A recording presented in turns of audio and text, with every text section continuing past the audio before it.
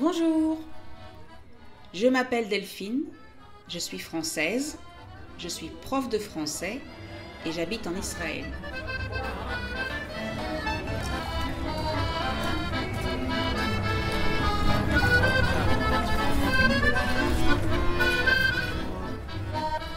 Je veux vous aider à parler mieux en français. Mais pour parler mieux, il faut aussi écouter et comprendre. Donc, bienvenue sur le podcast French to Go, un podcast tout en français où je parle de ma vie au quotidien.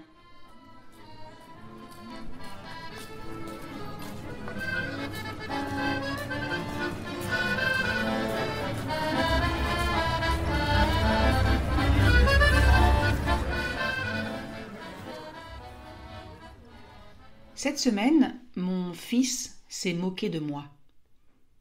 En fait, ce n'est pas très original. Il se moque souvent de moi.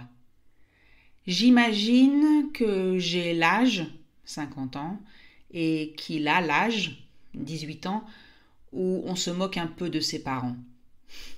Je faisais sans doute la même chose. C'est la vie. Bref, mon fils s'est moqué de moi, et plus particulièrement de mon cahier de recettes. Il faut dire qu'il ne paie pas de mine. Alors, ne pas payer de mine, c'est une expression pour dire que quelque chose n'a pas un aspect attirant, que quelque chose ne donne pas confiance. Et c'est vrai que mon cahier de recettes, enfin mes cahiers de recettes, parce que j'en ai un pour les recettes salées et un pour les recettes sucrées, donc mon cahier n'est pas très beau.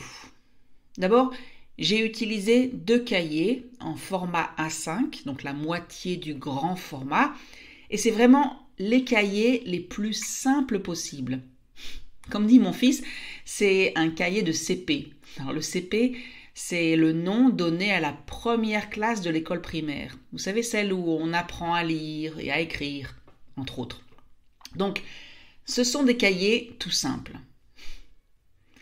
Déjà, avec ça, mon fils a de quoi se moquer de moi. Il a déjà assez de bonnes raisons pour se moquer de moi.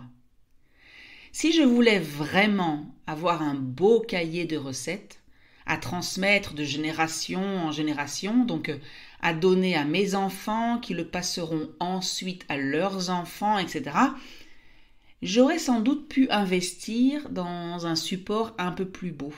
J'aurais pu acheter un beau cahier ou un classeur. En tout cas, quelque chose qui dure, ça veut dire qui tient de nombreuses années. Et aussi quelque chose qui a de l'allure, ça veut dire quelque chose qui a un aspect extérieur respectable. Peut-être même quelque chose qui en jette. Alors, qui en jette, c'est une expression pour parler de quelque chose qui impressionne, qui brille, qui rend les autres jaloux. Là, franchement, mon cahier de recettes, il n'impressionne pas du tout.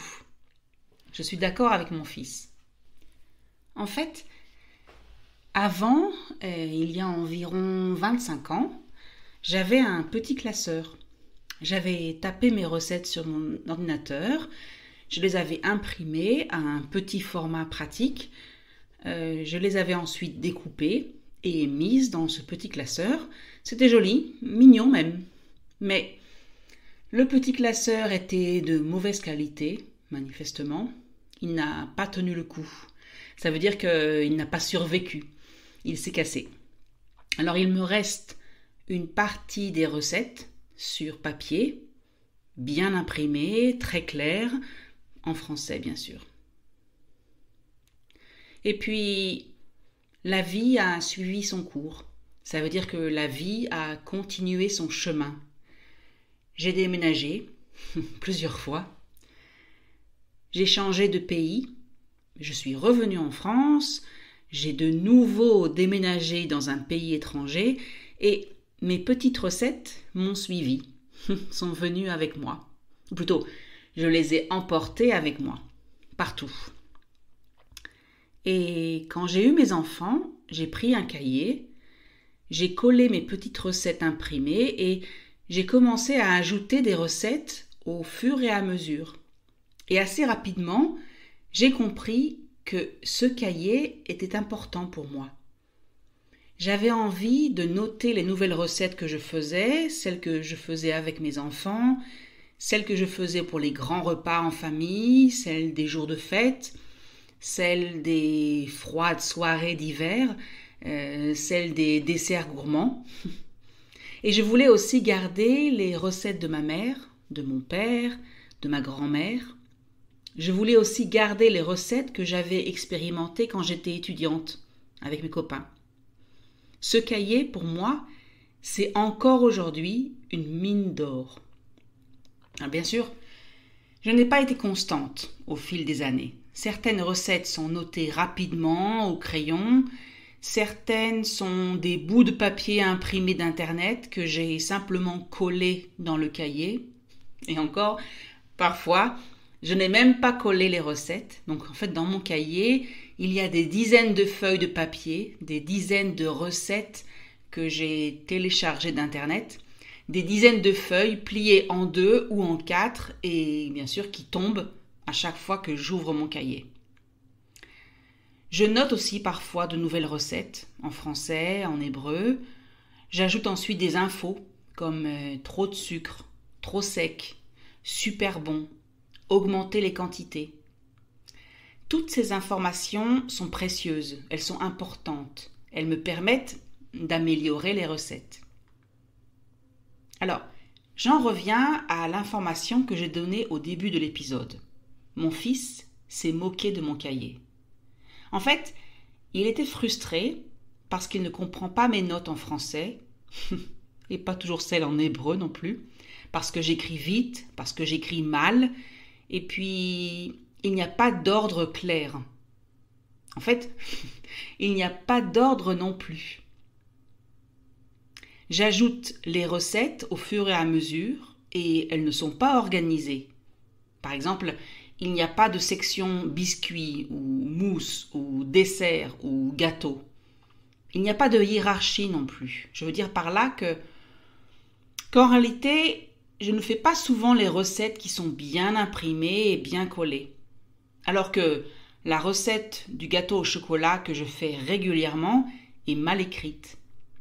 Je n'ai même pas pris la peine de la réécrire bien comme il faut, de l'écrire à nouveau pour que ce soit plus clair. Pourquoi ? Eh bien, tout simplement parce que moi, je m'y retrouve. Je veux dire par là que je connais l'ordre des recettes, que je me rappelle de ce que j'ai écrit ou que j'arrive à deviner, à lire, même quand ce n'est pas très clair. C'est mon cahier, ce sont mes notes, donc moi, je n'ai pas de problème. Mais en fait, il y en a un problème, oui. Il y a même un gros problème. Pourquoi ?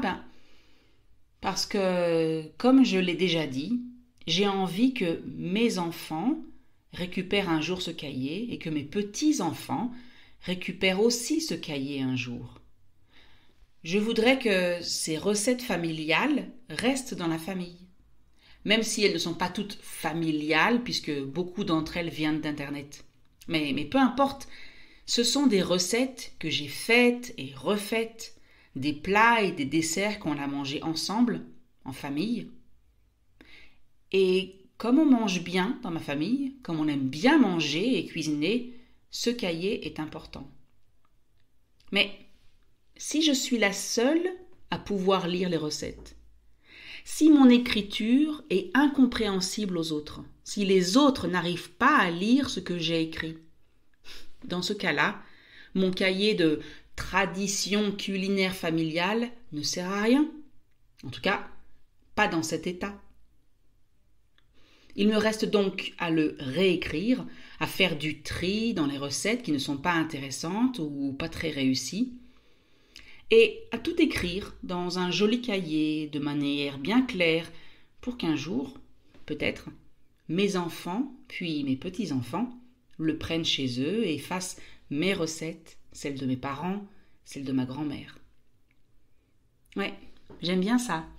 J'aime l'idée qu'un jour, mes petits-enfants préparent mon gâteau au chocolat pour le week-end, ou mon curry de légumes pour les jours de pluie en hiver. Comme j'imagine aussi que ma grand-mère serait heureuse de savoir que j'ai sa recette de gâteau aux abricots caramélisés et que je me rappelle encore, chaque fois que je le prépare, qu'elle-même me le préparait chaque fois que j'allais chez elle pour les grandes vacances. Oui, j'aime l'idée qu'il y a un héritage culinaire dans ma famille.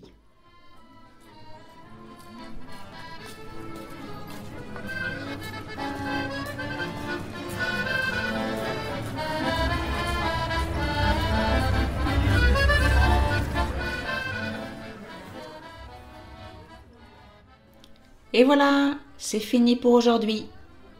Si vous voulez lire le texte, allez sur le site frenchcart.com. Si vous avez aimé l'épisode, abonnez-vous, cliquez sur like ou partagez.